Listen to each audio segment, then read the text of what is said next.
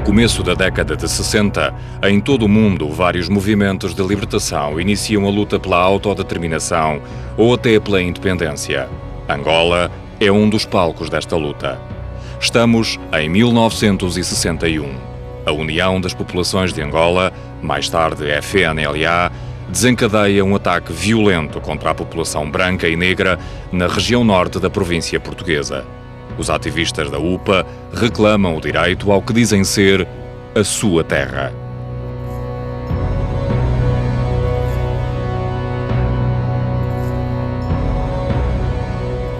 Na metrópole, o governo é confrontado com a falta de meios militares em Angola. Salazar decide então enviar mais tropas para controlar a revolta. A primeira luta é contra o tempo. O presidente do Conselho pede que se avance rapidamente e em força. A chegada das primeiras tropas acalma a população nas cidades, mas, a norte, a situação continua fora de controle. A guerra para defender pessoas e bens começa por não ter os efeitos desejados. O maior obstáculo é o terreno, como ficou patente na Operação Pedra Verde. Os comandos militares percebem que, para combater uma guerrilha, o soldado tinha que se adaptar ao clima, à selva e aos rigores da picada, fatores que jogavam a favor do inimigo. Logo nos primeiros dias, após os primeiros ataques que houve, que todos, enfim, ou que alguns desse tempo têm presente, houve indivíduos civis que escreveram cartas ao comandante-chefe, digamos, na altura, não, e ao chefe de Estado-Maior do Exército de Câmara Pina, General Câmara Pina, na altura, a dizer: nós precisamos aqui, naquelas primeiras aflições, a tropa estava lá a desembarcar de caqui amarelo, as primeiras companhias, que foram imediatamente daqui, e diziam: precisamos aqui de uma tropa tipo comandos. Este nome apareceu logo. Isto é uma carta datada de logo de 1961, após os primeiros acontecimentos. E fizeram-se duas tentativas. Há uma primeira que a ideia era constituir uma quarta força, portanto, recrutar gente voluntária e dar-lhe uma preparação especial nos 3 ramos das Forças Armadas, portanto, na Marinha, no Exército e na Força Aérea, e constituir uma unidade que seria uma quarta força, como se chamou então, que poderia, eventualmente, ser mais preparada para o tipo de conflito que tínhamos ali.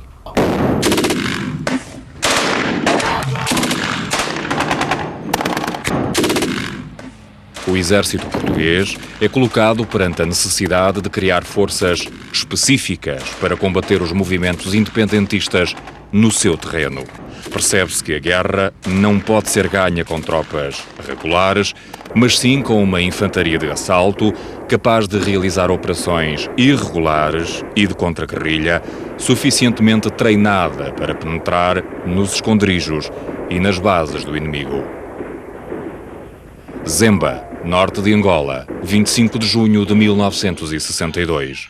São constituídos os primeiros 2 grupos daqueles que haveriam de ser os antecessores dos comandos.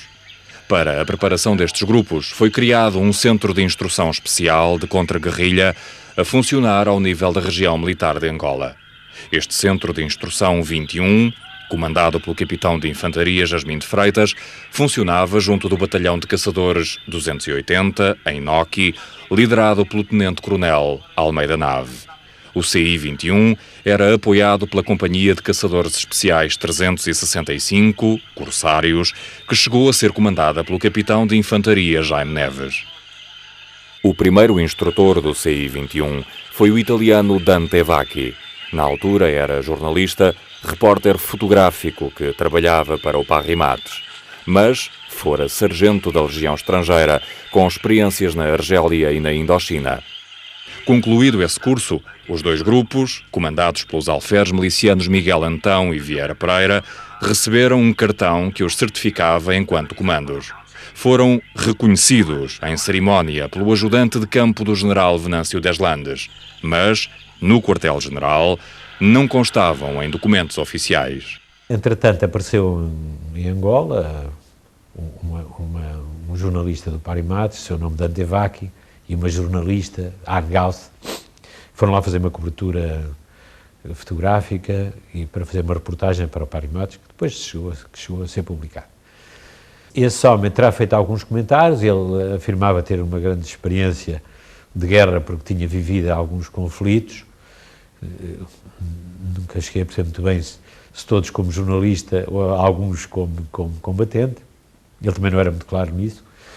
E fez alguns comentários sobre a forma como ele entendia que as forças portuguesas deviam ser empenhadas naquele tipo de guerra.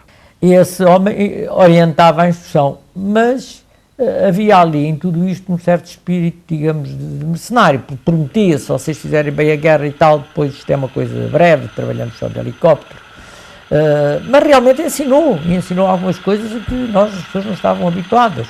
Coisas que ele tinha visto os outros fazerem e que transmitia. Portanto, não se pode dizer que fosse um instrutor, mas era um assessor, indivíduo que, como hoje se diz, realmente dava umas dicas, digamos, sobre o assunto. Arranjou realmente um grupo especial, atuou, finalmente o comando de batalhão, como é lógico, deu conhecimento ao quartel-general. O quartel-general é convencido de que isso pudesse fazer noutros batalhões. E então aparece Zemba, o primeiro centro de instrução, que aparece com o nome de Centro de Instrução Especial contra a Guerrilha. E esse Tantvaki estava como um homem nomeado porque tinha tido alguma experiência, ou tinha experiência, pelo menos ele dizia que tinha, experiência de combate de comandos. Era um homem baixo, magro, cima loirado, era um tipo assim de fraca figura, não tinha figura, não era forte, não era uma pessoa, até, quer dizer, fisicamente não era homem forte. Eu lembro-me que numa altura tivemos uma visita de uns generais, do Luanda, né, da região militar, e alguns oficiais de Estado-Maior, e ele arranjou com um grupo que ele tinha, que era de confiança, que era um grupo que ele já conhecia há muitos anos, que ele já conhecia há muito tempo, né, já do anterior, há alguns meses.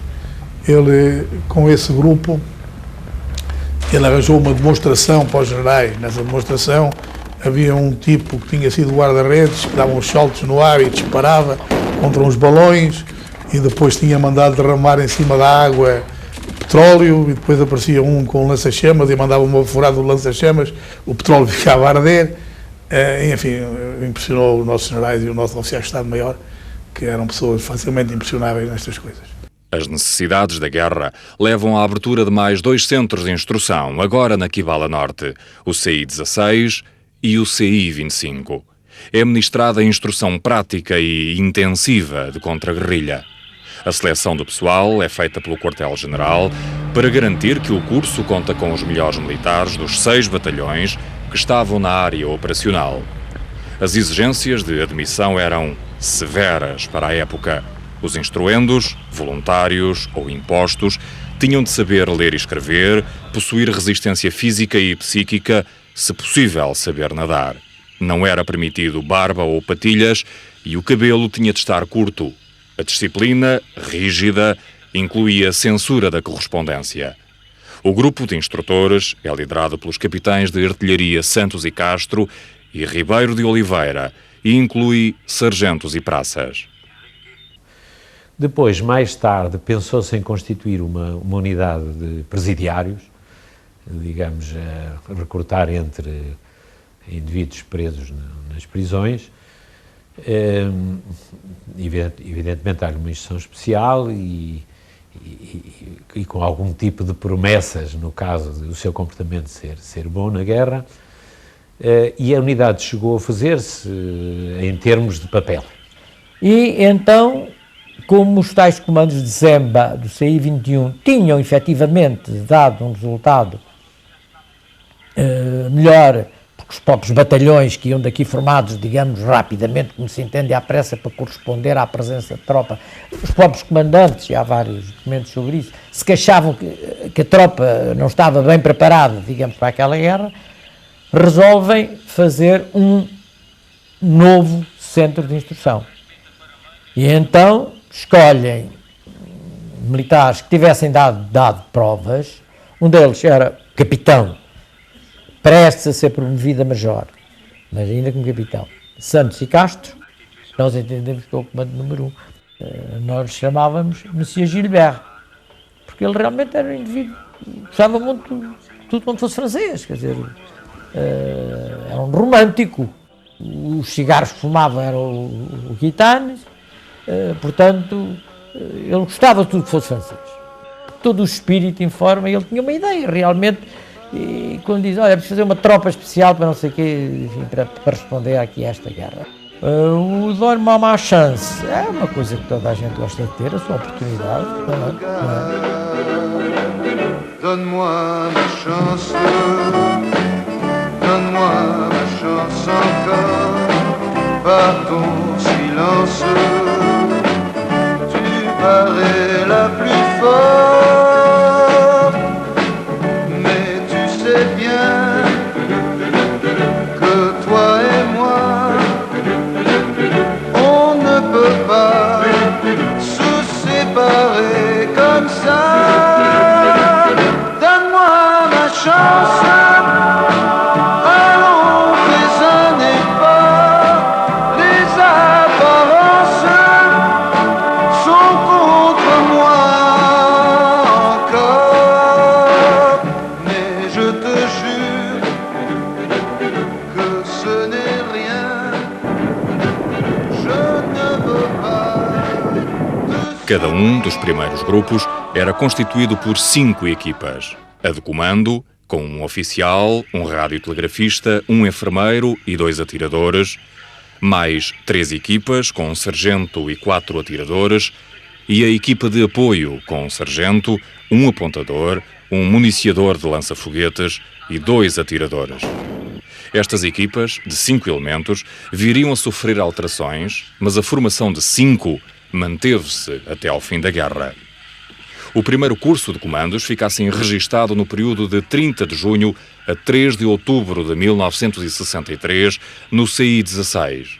Os instruendos vinham das regiões militares de Angola e Moçambique. O segundo curso acontece no ano seguinte. É ministrado pelo CI-25 entre 5 de fevereiro e 10 de maio de 1964. Depois desta fatigante aula de aplicação militar, quero desejar aos meus pais, mana, noiva e restante família um Natal muito feliz e um ano novo cheio de prosperidades. Adeus e até o meu regresso.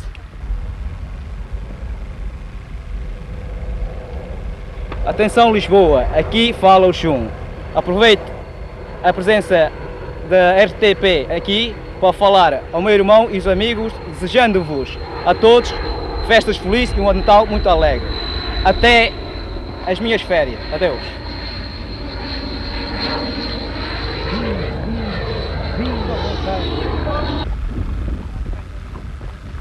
Atenção, Fermel de Basto. Vai falar Fernando Barbosa. Para a minha mãe, toda a família e as restantes pessoas amigas. Desejo um Natal feliz e um ano novo muito próspero. Adeus. Atenção, Barrancos, fala Furriel Escobar.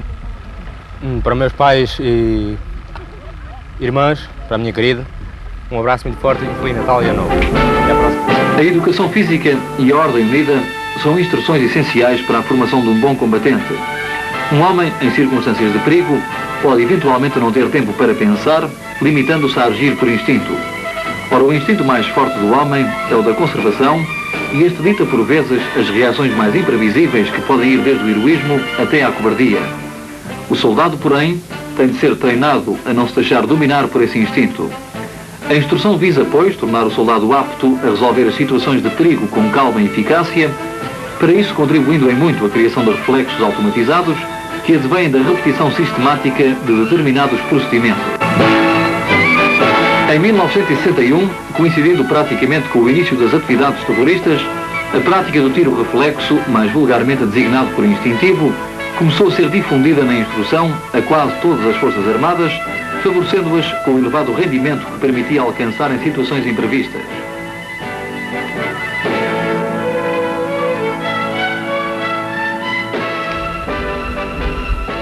Este grupo de oficiais deseja aos seus camaradas presentemente na metrópole e que pertenceram a esta unidade, Centro de Instrução de Comandos, as maiores felicidades, um Natal feliz e um ano novo que lhes traga as melhores realizações, quer no campo profissional, quer no campo pessoal.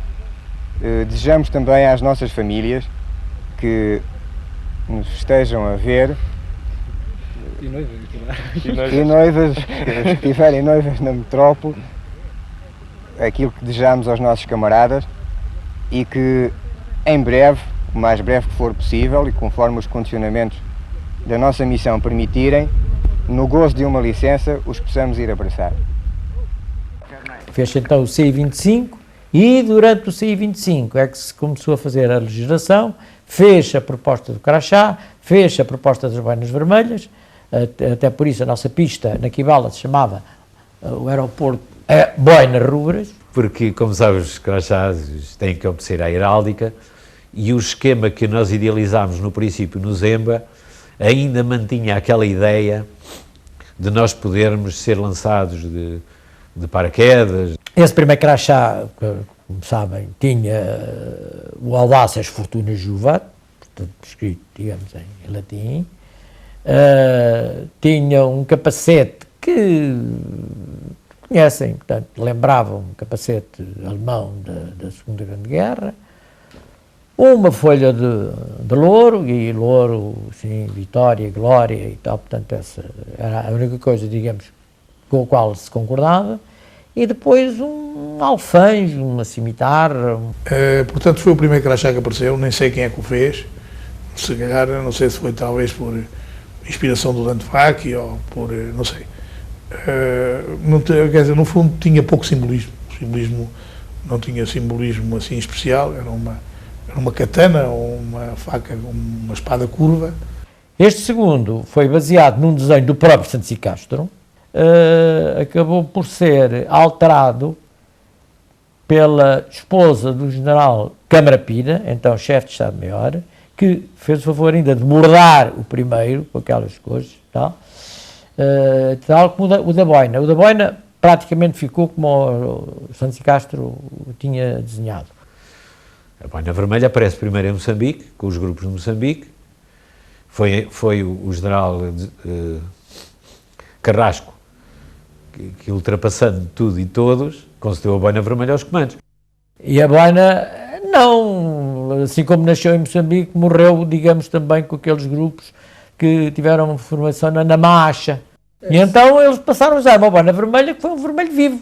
De tal modo, e apareceram, quando vieram de licença, em Lisboa, em pleno Rocio, a primeira vez, quer dizer, de boinas vermelhas. E então eles, importantíssimos comandos, e tal, eles atavam à pancada com as pessoas que lhe chamavam esse palavrão, às cabeças vermelhas, não é? A partir de maio de 1964, a formação de comandos entra numa nova fase. Em Belo Horizonte, num aquartelamento abandonado pelos paraquedistas, passa a funcionar o Centro de Instrução de Comandos. Os cursos duram 3 meses, num total de 1000 horas, a uma média de 10 horas por dia. É aqui que são formadas a primeira e a segunda companhias.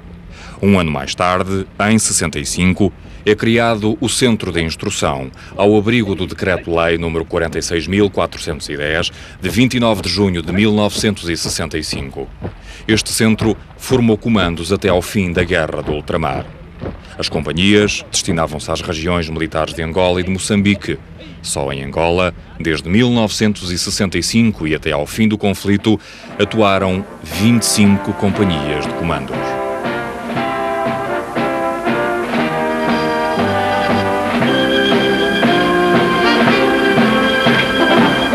O suor derramado na instrução é sangue que se poupa no combate.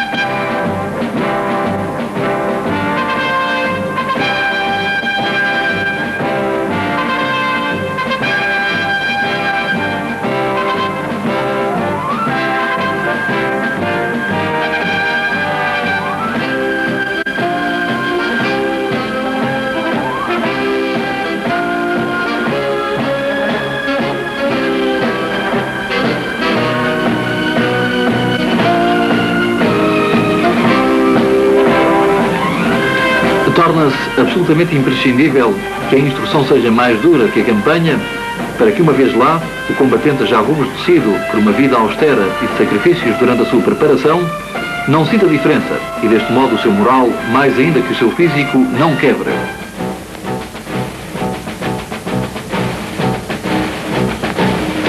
Estes militares conseguiram superar-se a si próprios.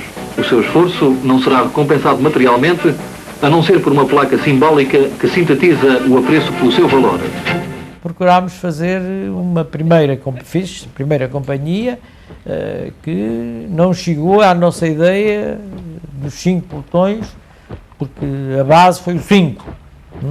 Era uma técnica baseada, digamos, em testes e na formação de pequenos grupos, na formação sociológica de pequenos grupos. Começava por juntar 2 homens a 2, portanto, depois esses conjuntos de 2 conjuntos de 2, e tínhamos 4, e cada conjunto destes 4 é que ia escolher, digamos, o seu chefe, e era o sargento. Esses 4 sargentos da equipa é que iam escolher, dos diferentes oficiais, iam escolher o oficial. Depois, outro ponto importante